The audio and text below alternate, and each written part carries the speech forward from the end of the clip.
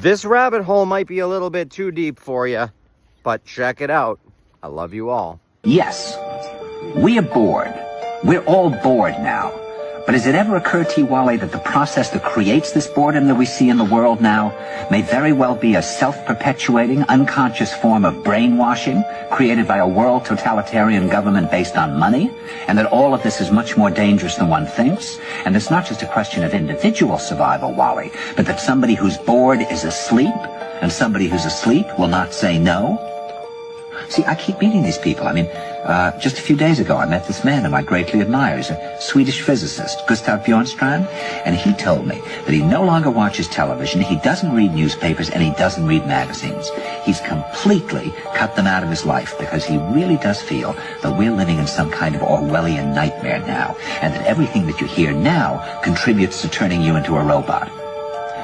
And when I was at Findhorn, I met this extraordinary English tree expert who had devoted his life to saving trees. Just got back from Washington, lobbying to save the redwoods. He's 84 years old. He always travels with a backpack because he never knows where he's going to be tomorrow.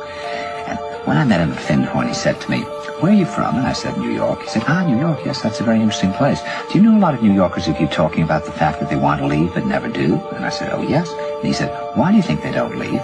I gave him different banal theories. He said, "Oh, I don't think it's that way at all." He said, "I think that New York is the new model for the new concentration camp, where the camp has been built by the inmates themselves, and the inmates are the guards, and they have this pride in this thing they've built. They've built their own prison, and so they exist in a state of schizophrenia, where they are both guards and prisoners, and as a result, they no longer have, having been lobotomized, the capacity to leave the prison they've made, or to even see it as a prison." And then he went into his pocket and he took out a seed for a tree and he said, "This is a pine tree." He put it in my hand and he said, "Escape before it's too late." See, actually for 2 or 3 years now, Chiquita and I have had this very unpleasant feeling that we really should get out. And we really feel like Jews in Germany in the late 30s. Get out of here. Of course, the problem is where to go, because it seems quite obvious that the whole world is going in the same direction.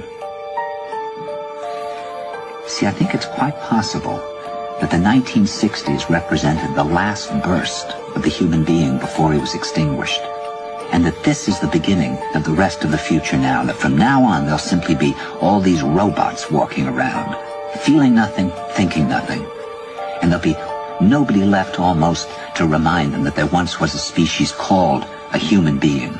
Now remember, ladies and gentlemen, this video is just for entertainment purposes only, but my opinion is pretty damn close to this. I believe we are being manipulated, we are being brainwashed, and it's been going on for a long time. I believe it's time that we take control of our brain and we take control of our thinking. We stick together, we unite, we start teaching each other, and we start learning. But this, again, is my opinion. If you want to learn more and learn what I believe based on my research, go check out my website. I love you all very much.